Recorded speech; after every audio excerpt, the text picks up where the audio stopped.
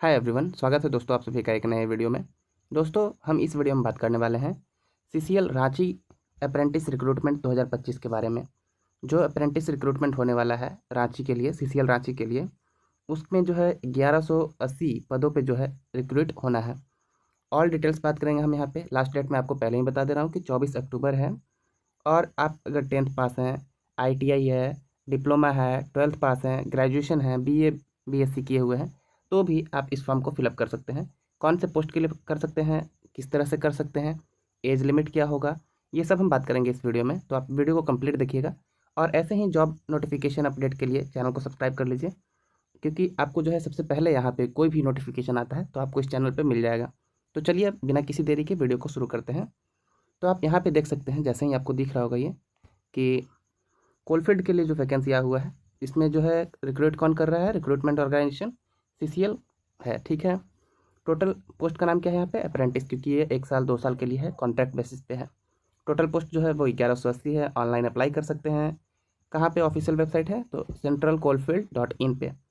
Age limit जो है 18 से 32 के बीच में अगर आप हैं तो फॉर्म फिलअप कर सकते हैं। तो आगे बात कर लेते हैं कि अब वैकेंसी क्वालिफिकेशन क्या है और डेट्स क्या है इंपॉर्टेंट। तो 3 तारीख से जो है इसका फॉर्म फिलअप का शुरू हो चुका है, 24 तक लास्ट डेट है। और एज कट ऑफ जो है आपको काउंट किया जाएगा 1 अगस्त 2025 से, यानी कि 1 अगस्त 2025 तक अगर आप 18 साल के हो चुके हैं तो ही आप इस फॉर्म को फिलअप कर सकते हैं। क्वालिफिकेशन बात कर लेते हैं। तो ट्रेड अप्रेंटिस के लिए जो है 10th प्लस ITI चाहिए। फ्रेशर्स अप्रेंटिस के लिए 12th पास हैं तो आप फिलअप कर सकते हैं। टेक्नीशियन अप्रेंटिस के लिए डिप्लोमा है तो आपके पास आप कर सकते हैं। और बाकी ग्रेजुएट अप्रेंटिस के लिए जो है आप BA BSc उसी के हिसाब से। मैं आपको इसका ऑफिशियल नोटिफिकेशन भी दिखा दे रहा हूँ अभी, तो आप देख लेंगे आराम से।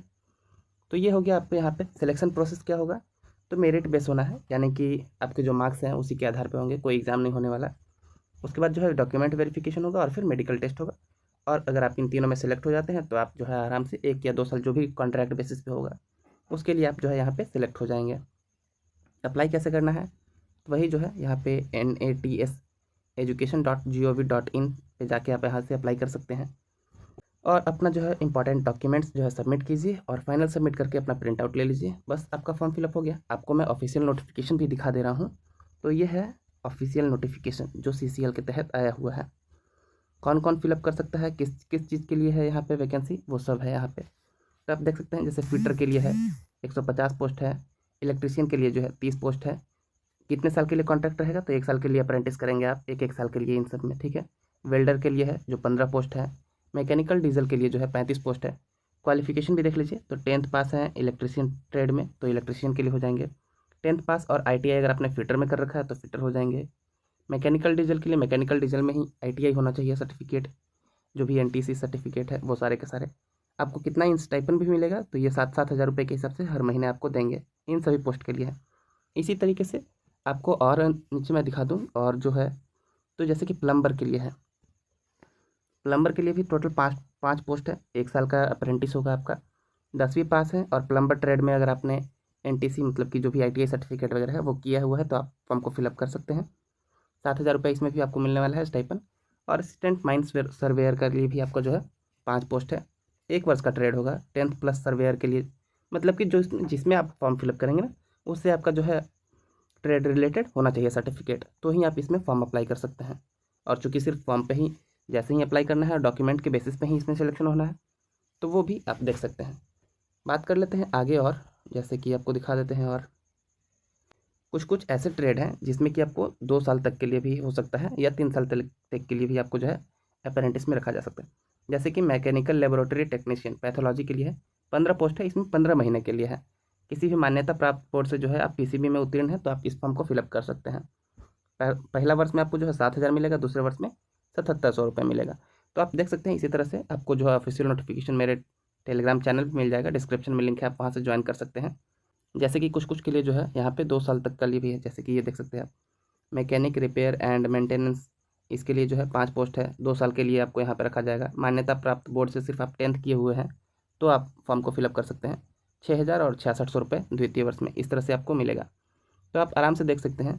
और ये सारा का सारा आपको ऑफिशियल नोटिफिकेशन जो है आपको दिख जाएगा मेरे टेलीग्राम चैनल पर। और फॉर्म कब तक फिलअप किया जा सकता है, तो 24 अक्टूबर तक जो है आप इस फॉर्म को फिलअप कर सकते हैं।